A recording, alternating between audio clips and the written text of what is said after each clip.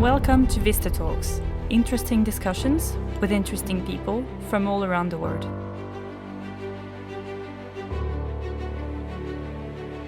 Hello and welcome to VistaTalks, interesting discussions with interesting people from around the world. I'm your host for today, Simon Hodgkins, and I am delighted and I've been looking forward to being joined in studio today by Lahcene Guerrouj from Salesforce. Now, Lahcene is a marketer, he's a technology enthusiast, a multi-disciplinary when it comes to international online expertise. He's got very strong content management, marketing, product management, and also analytical skills background. This is going to be a really interesting discussion today with Lahcene. He's currently very busy managing an international cross-functional team and also lots of different projects on a day-to-day basis in his large EMEA-focused role at that global organization, Salesforce. Lahcene, you're very welcome to the VistaTalk studio today. Thank you for joining us. Thank you very much for having me. Okay, so let's get on to the show. Lahcene, let's start by you telling us a little bit about yourself. I mentioned obviously your current role, but I know you've worked in a number of large-scale organizations, things like Skype and Microsoft. Tell us about your educational background, a little bit about your career, and then bring us right up to what you're doing today. I'll probably tell you how I landed into that environment. And it started really with my appetite to work in commerce in general. And back then, commerce was not really e-commerce. It was a business of print, and there is offline, which is printed, and there is the online, which really started after my bachelor's. I started to work with blue chip company on e-commerce, which was Marco Polo and Alapage.com. Those two e-commerce websites does no longer exist at the moment. They used to belong to Wanadu e-merchant, which does not belong anymore. I remember. Very big at the time. I had the chance to work for just a few months. One was for referencing, one was for affiliations, and one was doing basically what Amazon started to do at the time, which was selling books, CD, entertainment, cultural content. And the other one was more like furniture, lights, all those type of stuff for the house equipment. Okay. I love technology from the very beginning, and when the online world become more and more matures, I felt something straight away. At the moment, we have engineers who build up e-commerce websites on their room. They become very successful. You can quote that big e-commerce site that was sold very expensive. At the time, it was like a record money. Price Minister, do you remember that site? That was the premise of eBay and so on. You're going back a number of years now. Yeah, it is. And I felt straight away, where do I want my career to go? And I knew something that at some point, that market will be a bit more matured, and then we need some experts to be educated, to structure them, to take it to the next level. So that bird exploded, and then there is a need of rationalization into the market. You saw this trend very early on then. I mean, that's why you had this interest in e-commerce, and True. Obviously influenced your career choices then, I suppose. Totally. And then I decided to make, at the time it was not called master, it called DESS, which is a master 2 in France. The way how they call it, it is definitely one of the things that I have a strong desire to join. I was very fortunate to be selected and to join that school. After that, I had a small time at Dell, and at Dell I was a EMEA content producer for a few months, where I had the chance to manage their EMEA part of the site. That experience was a blast. That opened me the door to the world, in a sense that I was before nationals, France market, that was purely like in-field marketing manager, if I may say. And now it's, hold on, there is a world out there. So I wanted to stay internationals, and therefore I decided to make the move in London, from Paris to London. And Dell at that time, I remember, was the only way to. It was a machine. I mean, everybody, enterprises, individuals, we were all buying Dells back then, you know? And at the top of all, at the time, the only way to buy Dell was at Dell.com. Right. It's not like today where they open up to other channels. So it was very strategic role, and I'm very thankful to Dell really to have had the opportunity to make my teeth over there. Really, I started on that company as not as a strong expert with everything that I can tell. So very energetic, but I was making mistakes as well. But then, arriving in London, I started to work for LexisNexis, and they are a pure content providers. So it's different from content marketing. They make revenues based of content. So sometimes content doesn't goes well because at the end of the day you see the revenue declining before your tools telling you something goes wrong. Right. And that was an issue with the content. It's real-time measurement. There's nowhere to hide in that game. Yeah, and you don't want the guy on the field to call you to say, hey, I have an issue with that revenue. Can you check your system? Something is not working well. So I stayed over there for probably more than 6 years. Okay.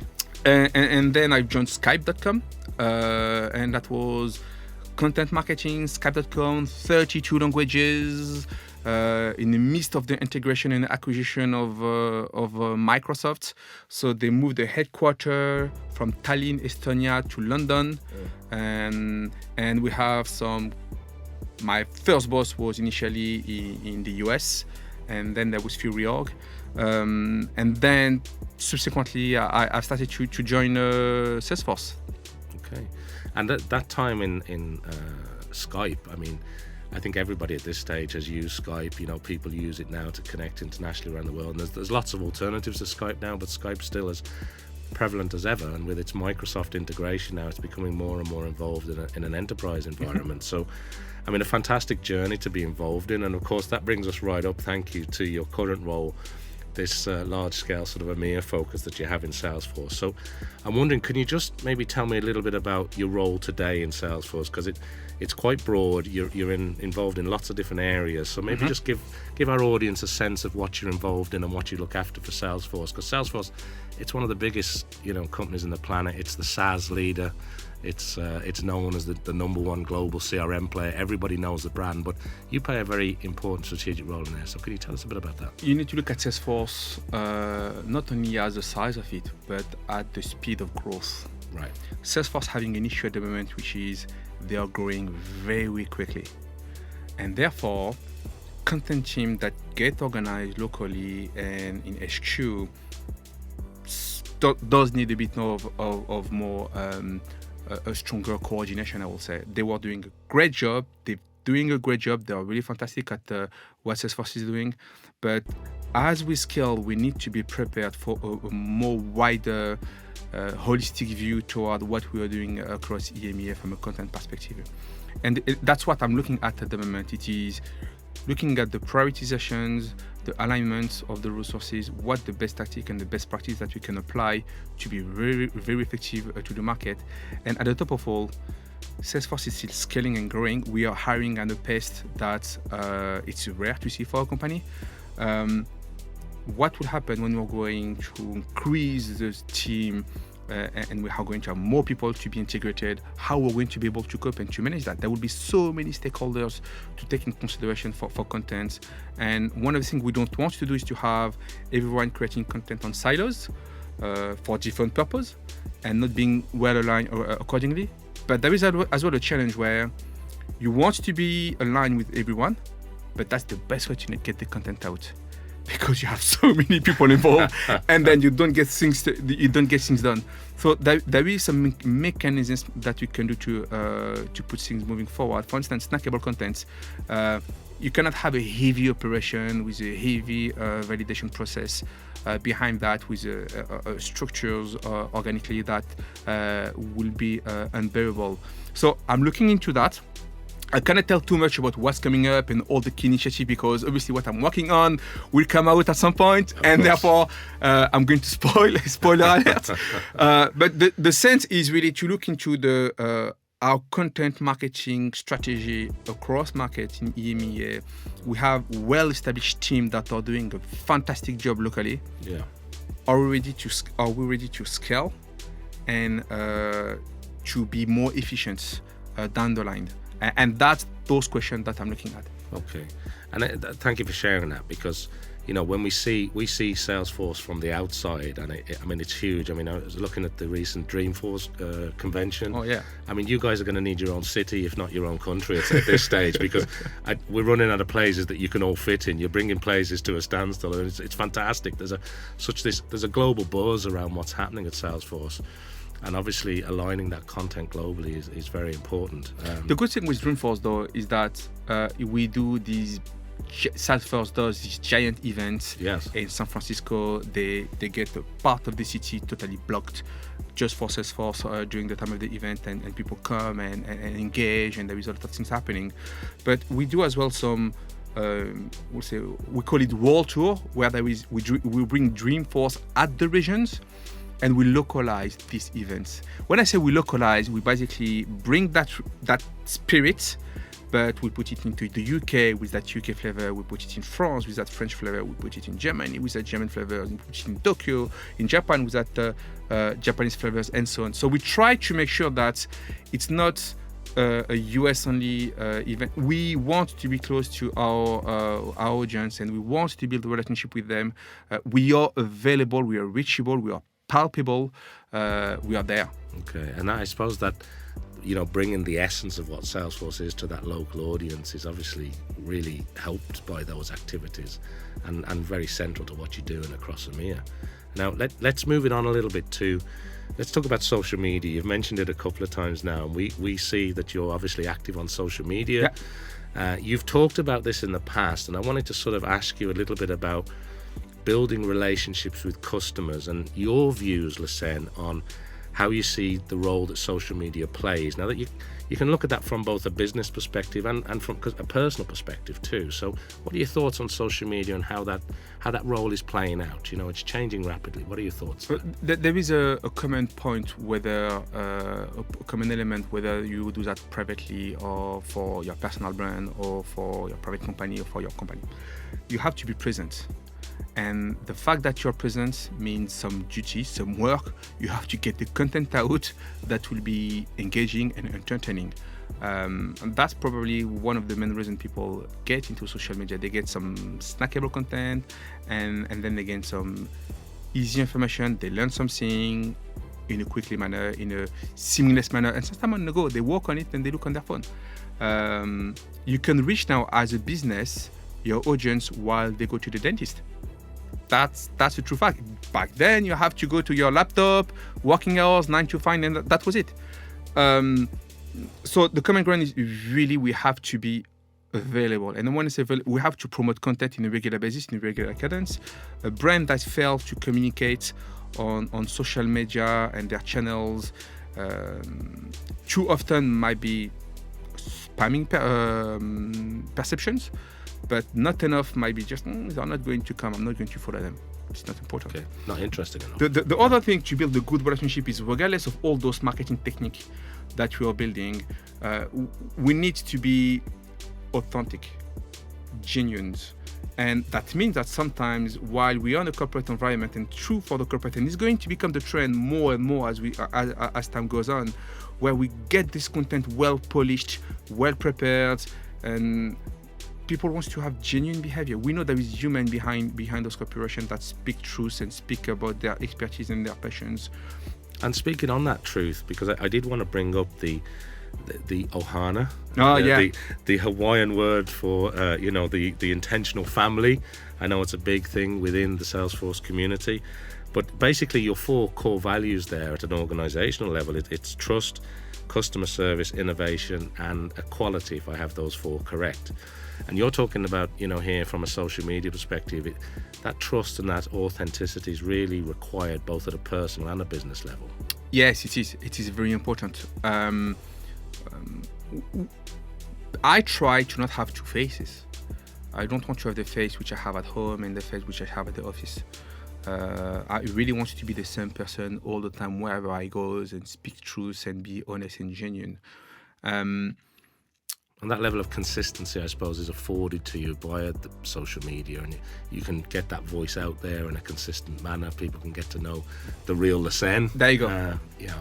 There you go. That's definitely the way moving forward. People don't want to feel that they are being misled. Mm-hmm. they want to follow someone. There is a form of emotion, and that's something I relate to Skype. With Skype, they had a brand that was full of emotions. People has a sentiment and connection with that brand.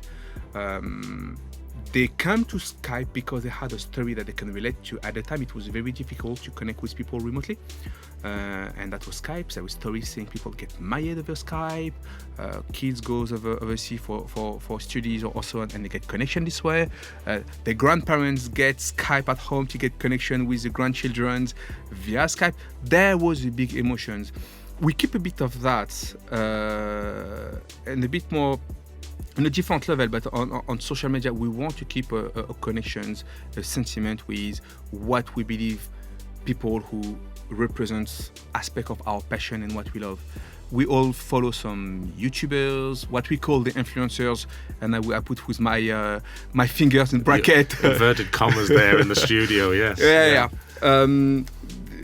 Influencers is quite interesting to as a word, but the reality is that there is a sentiment and emotion and a connections, and as every single time when we have an emotion and a connections, we don't want to be misled. So trust is so key and so important to be respected and to have a continuity through time. It's a fascinating point that you raise, and particularly around influencers, where, I mean, there are some influencers that do a really good job for brands globally, but there's also a lot of people that are influencers in those inverted commas that you refer to, and you can see through the authenticity, it just doesn't feel right. And I'm very, very interested in what you said about Skype as well, because Skype we can use for business conversations and communications and instant messaging, but there's also that real emotional connection when you're talking to a loved one, a family, a friend, a member around the world, somebody that maybe you're disconnected to on a day-to-day basis, but through that technology, through that brand, you have that relationship, and that helps bring a brand closer, doesn't it? It's that emotional tie to brands. So let's move a little bit forward now, because I'm very conscious that you've said the magic word snackable content to me a couple of times, and I wanted to bring this up with you, knowing that you are coming into studio with us here today. And the reason for that is I had the pleasure of being able to listen to your speech that you delivered at the Think Global Forum, where you talked extensively about snackable content. And that video is available online if people want to go and check it out at thinkglobalforum.org. But I just thought for the purpose of today, in relation to the type of content and global connectivity, that global communication that we're speaking about here, snackable content is so important to brands, if we bring it back to brands for a moment, because you want to reach scale, but you also want to reach that local audience. So can you give us a little bit of insight into your thoughts on how important snackable content is, and really, are people getting it right, or have we still got a long way to go when it comes to snackable content, in your opinion, Lahcene? All right, so reach local audience and scale can help and be reached using snackable content, but not always.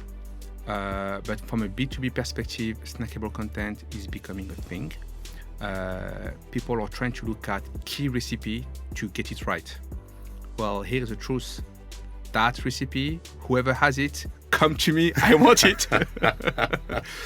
It's too early at the moment to be able to describe and to define the recipe. Whoever speak about it, it will be able to get 1 example, 2 example, 3 example, but that experience that we have is not enough to be able to get something really tangible and palpable. What we have to do regarding snackable content, and it is where it is a challenge for corporate organization, is sometimes you have to take some risk and see how your audience responds. And we are not there yet, because backlash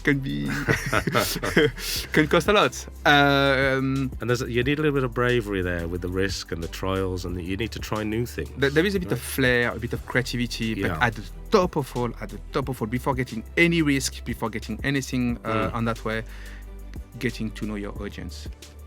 What do they like? Because of course, if you do not know your audience and you throw something out, that might be not well accepted. But you will see some brands that try things out and I'll name them at some point later on, but not now. But in the very borderlines, that work very well on the consumer side. And I've seen some of those comment people reacting to that. Oh, come on, I get offended. And you see all those supporters, the fan of that brand, who follow that brand, not to buy that brand, because that brand is engaging and funny on that sense.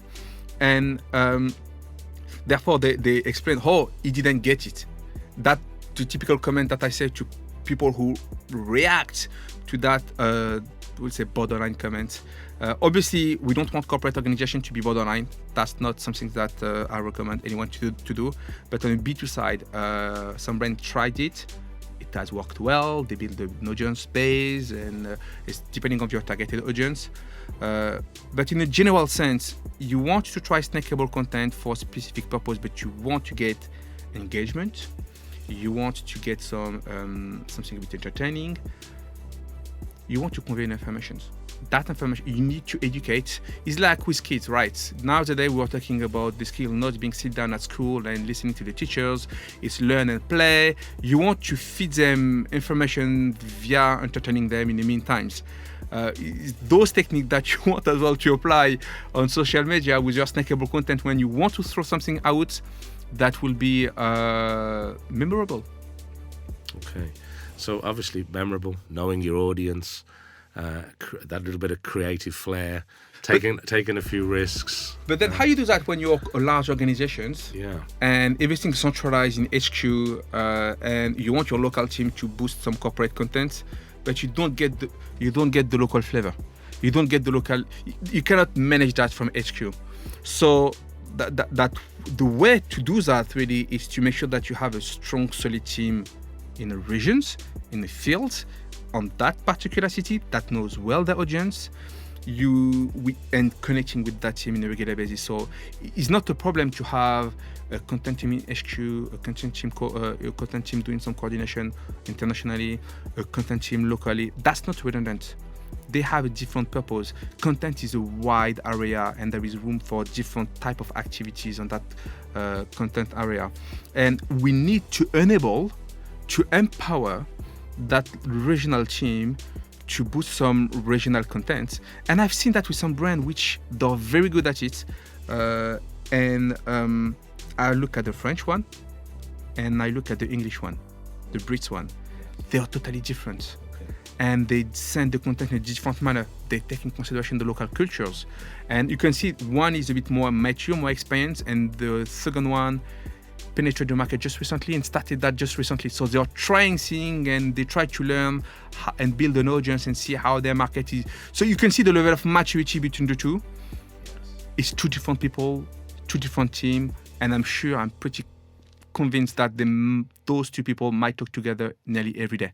Okay. They have a process in the background. Fascinating. I mean, that brings us nicely around to to bring it to language, localization, culture, translation, all those things that are becoming, have always been, but are becoming more and more realized how important they are in digital marketing today. And obviously with yourself, Lahcene, you're traveling around, whether it's France one day or whether it's San Francisco the next day. You're over to London. You're here with us in the studio in Dublin, Ireland today. So, how do you see where we are on that journey of the importance of language, localization, and culture? Are the big organizations getting it right? Are they just starting to realize the importance of that?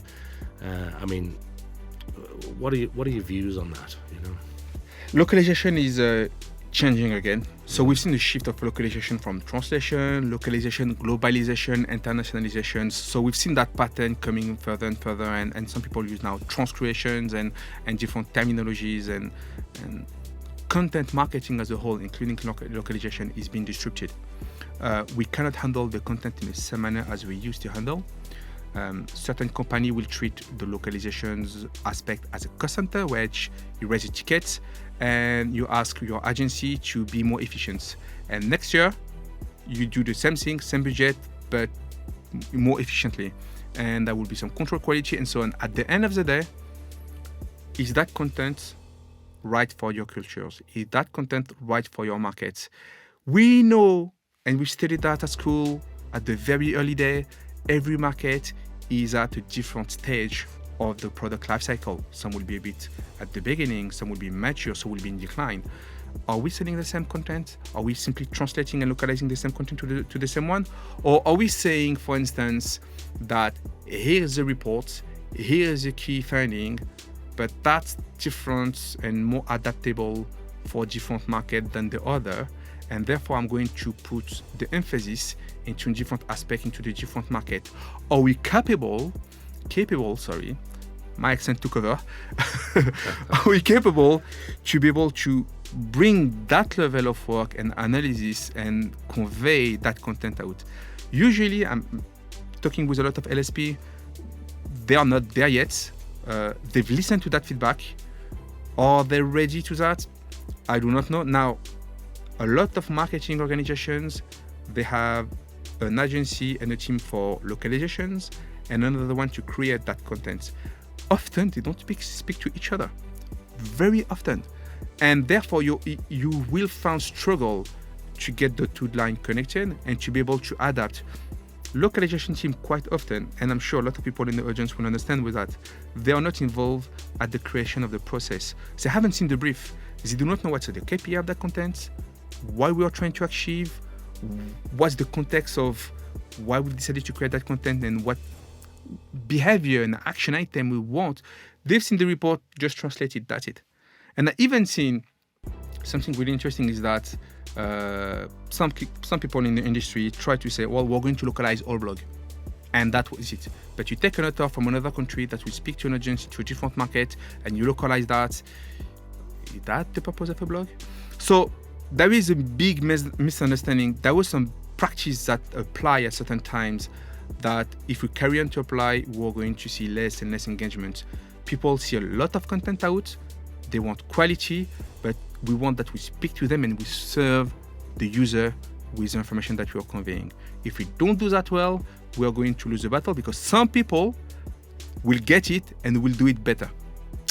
And Lahcene, I think you've captured the essence of that perfectly. It's fascinating because we, for the last number of years now, we've been using the term, global content solutions. Yeah. Which is more aligned to what you're discussing there. It's that whole view of the project in terms of what's going on, as opposed to the sort of siloed pieces that just perform a function. And when you can get that whole, it's not easy to say, it's easy to say, it's not easy to do. Mm-hmm. But when you can get that holistic view of the whole communications or content project, it works much better, particularly when you're looking to create communications to different areas of culture, different languages, different countries. And when you multiply that with these sort of large global brands and products, you're talking about an awful lot of information to an awful lot of people around the world. So I can really understand the points that you're making there. And that brings me nicely on to, I suppose, something that you could argue is somewhere between a buzzword and the future, and that's this artificial intelligence. And while I have you here in the studio today, I wanted to get your views, because you're really at the cutting edge of this content change, this change in the marketplace, and you're working this through with your current organization. And I wanted to find out about, well, obviously you know about the artificial intelligence Einstein that Salesforce are doing, and how big that's become very, very quickly. But I really wanted to ask you a little bit more about your own views on artificial intelligence, how you see it impacting the global content industry, how you see it impacting getting messages out there, and where are you at on this sort of journey for artificial intelligence? We see an awful lot about it, we read an awful lot about it, but I really want to get into the brass tacks of on the ground. What are your views? What are you seeing? How do you see this playing out? So there will be the two type of reaction regarding artificial intelligence. There will be the people who will scare and say, oh, that's dangerous, we're going to lose a job, that will be controlled by robot, and they will take over. But anyway, they're never going to be able to do the same job as we do, human. We are better anyway. And there will be the other who will see that as an opportunity to transform and improve the world we are in. And I'm more on the latter. I do believe artificial intelligence is there to serve us, to give us a service, to facilitate our world.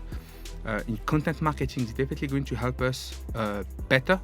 A good example on the analytics side. Yes. So whoever is capable to get analytics in a very quick short times about a campaign or content theme they use across channels to understand, I put so much money on that, I put so much time on that, and I will be able to get right away my returns. Usually we have to look at this report on that dashboard, this one on Excel, I will do my pivot table.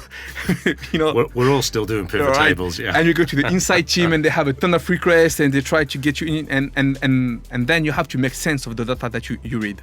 AI will do that for you now. Yes. And it will do that in real life for you all the times. So that's a plus in that sense. There is different scenario that we can apply AI. Some say, well, can AI do the automatic translations for us? Well, if you look into it, it depends what we are talking about. There will be some keyword that are just basic. It is in there is no context. They're out of the way. Looking for some industry that may use those keywords. In content marketing, is likely to be more complex, as we see those voice recognition from Google, Siri, that are doing those, and Samsung as well, Alexa from Amazon, who as well are having those voice recognitions. That's going to be something we're going to see a bit more and more. The truth is the following: AI is a relatively new technology, but that's here to stay. That technology will keep evolving and evolving. The question for every company is, how can I be up to speed given the fact that this technology keep changing and keep improving? Am I going to have 15 scientists in my office looking into it for me, and that's not my core expertise? Or am I going to be able to partner with a company that will be able to help me get the AI right and making sure that I get all the updates and all up to speed? My take is that we are still at the beginning of a long journey, and I will go really with finding that right partner. Now, for content marketing, that's not going to replace it, but we can use it to better serve the way how we articulate and formulate the content. It's an enhancement tool. Ultimately, it's going to help in the long term, but we're at the beginning of the journey. Well, that's the purpose. We talk about artificial intelligence and driving. Yeah. That enhancement, it doesn't replace you. We don't want you to remove your hands from the wheels, right? You keep it, but it's an enhancement. That was the initial purpose of those cars who does it. Yes, there is this desire to have this totally autonomous and so on. We're still not there yet. I think there is sometimes some more work to happen. Human is very complex. And I want to squeeze in a question there, because you raised voice, and I've been talking quite a bit recently about the voice of a brand. You mentioned things like, with Siri or Alexa or, the Google Home products or whatever. And a lot of brands seem to know what sort of corporate communications they push out. They know what their logos look like. But when you ask them, well, what does your brand sound like from a voice perspective? And what about this next generation coming through where they're not really using keyboards? I mean, my own children, for example, doing their homework, are speaking to an assistant and asking them the maths question, and the assistant is speaking back to them out of the mobile phone. Yeah. Until me and other members of the family find out. So when these, generation coming through, they're not typing search, they're not using maybe text or language in the same manner, and they're using voice for their brand. Have you got any thoughts on that? Because it's becoming more and more prevalent. We have always the same reaction regarding any time when there is a new technology that came in. Is that going to replace everything? Do you remember the time when internet came in and we started to have some show streaming on the internet? That going to replace the TV, that going to replace the radio. TV is still there, radio is still there. We use now iPhone and we have a virtual keyboard. All right, do we still have removed the hardcore keyboard? Not always. I'm still having my laptop on they try to have the tactile screen and the virtual keyboard on my tablet and so on. Now on my tablet, I want a physical keyboard. Okay. So there is technology that will remain and that will always prevail, because that's an extension of our fingers, right? That's an extension of our body. That voice recognition, that voice search that we want to see will be another choice, will be another options that we have available. We will be able to use voice search to buy something moving forward. We will see that as a big trend, definitely. We see that we buy audio podcasts, music, some books already doing those technology, and more will become, as the technology become more mature, more structured, we're going to see that moving forward. But does that mean that I'm going to stop reading the descriptions and the content review on the sites, and without my mouse, without my keyboard? We all had this fantasy with Minority Report, with that that movie Minority Report, where we don't have screen. It's like the Avengers, and we don't have screen. We type there on the air. No, that I want my physical keyboard. I need my mouse. I don't need the screen to look at my eyes to know where I'm looking at. Okay. That's where I am at the moment. Is that going to come in the near future with the new technology? I think we should not, should calm things down and accept those new technology coming up. Okay, thank you, Lahcene. So if I'm a business looking to scale a little bit more globally, I'm looking to sell more products into a different country, or I'm an organization that's looking to go global for the first time, with your expertise and your background, what advice would you give to those kind of scenarios? Well, if you're in retail, we publish a report actually about it. I strongly recommend. Go to geo-expansion on Salesforce.com. You'll find some fantastic information. Yeah, you'll find some information. We've done some research on that. There is always this question on whether you want to penetrate a market, whether you need to have a local footprint or not. And that's a very interesting question, because it used to be that you want to go in that market, you have to have a physical footprint. We've seen those AliExpress, Alibaba, all those pure player we've seen with Amazon as well. Sometimes you do not need to have a local presence to be there. There is a brand that they have only their headquarters, for instance, in Canada, and they reach out the globe. People buy into the internet, and they have their outreach, and they reach the people into the wider community. And that's very fascinating to be able to see that. Now, how you scale? Well, first of all, start with the market which is the closest to the one you are. You may look for a market who is having the same maturity in technology, maturity in a level of culture that they are ready to get with your product. But you will see some markets which already jump some level of technology. We can talk in Africa, where they don't need wired connections. They go with mobile payments. Do they need a credit card? Do they need a debit card? No, they pay right away mobile phone. And that was a big buzz and a big growth over there. So there is a need to know your audience and to know your markets. But to play it safe, I will say, let's say you want France, you've done well in your market. Try to look at where is your most homogeneous market. Try to have a virtual presence, see how it works, and then if it picked up, get a local presence and goes on with it. It is very important from a content marketing perspective that if at the beginning we outsource via agencies for being pragmatic, it is important that once we have a strong, solid audience base, that we start building up the team locally. Trust that people that will take a decision and that will make the right analytics. If you get a content manager to do that job, make sure it is someone who loves the analytics, who breathes the analytics. I'm seeing sometimes in industry a lot of journalists background, which is great. They're great for content, great, but sometimes some of them that I met will have some struggle with the analytics, and they have to learn and transfer their competence, and they get the skill, and that's fantastic and that's great. Look at someone who knows how to monitor performance, how to monitor when you make a change to an existing content. For instance, you want to A/B test a piece of content. You know it costs you so much money. What's the return on that? What's the cost per change compared to value. And there is some ratio that you can put that together and to understand whether that change was worth it. Excellent points, Lahcene. Thank you. Now, before we close off today, I did want to ask you if there's any other projects or areas that you want to share with our audience today. I mean, you've got an awful lot of expertise. You know, are you writing a book? What's happening? What's happening in the future for Lahcene? Tell us a little bit, or share with us anything else that's on your radar right now. But for that, I would say probably.